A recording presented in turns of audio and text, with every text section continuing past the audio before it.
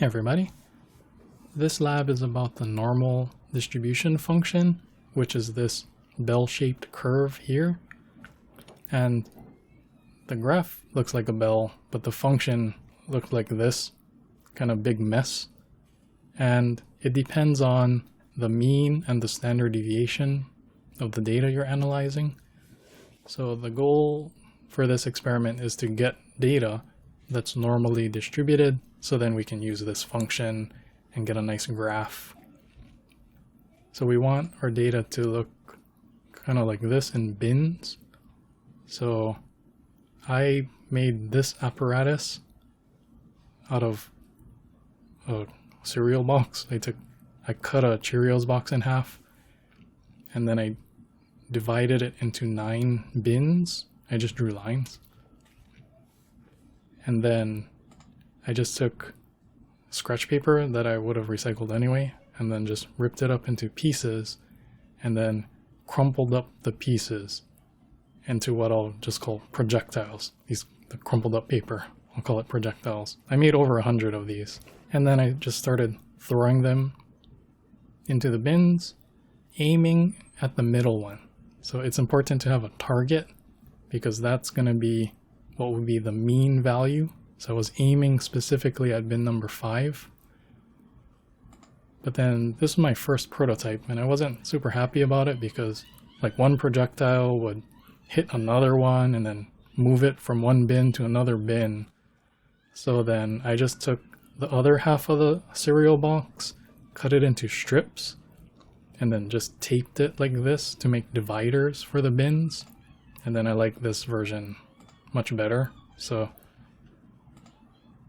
here's the setup I had, and then I'll just let it run for a while. And you can see how the data stacks up into bins like this. If I shake it up at the end, you see how it really looks like this normal distribution curve. So for this week, just number 1, build your apparatus. It doesn't have to be exactly like I did. You could stick with the lines on the cardboard.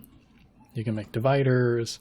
You could lay pieces of string on the floor just to make bins, and then just throw whatever you have around the house as projectiles. So be sure to run this experiment where you have at least 100 data points.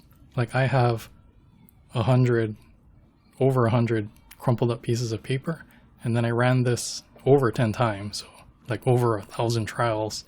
But then for me, it's because I needed a good footage for the video, so I ran the trial just so that I can get the camera angles right and then the lighting good.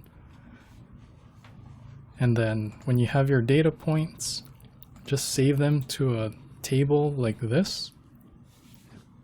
And then next week we'll talk about how to get the mean and the standard deviation when data is sorted into bins like this.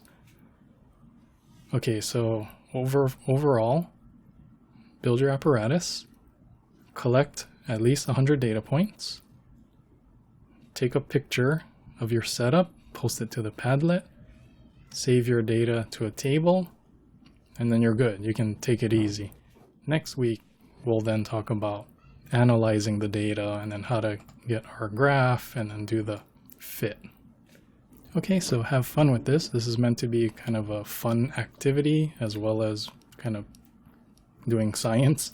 So just let me know if you have any questions. Just post to the forum. Otherwise, I'll see you on the next video.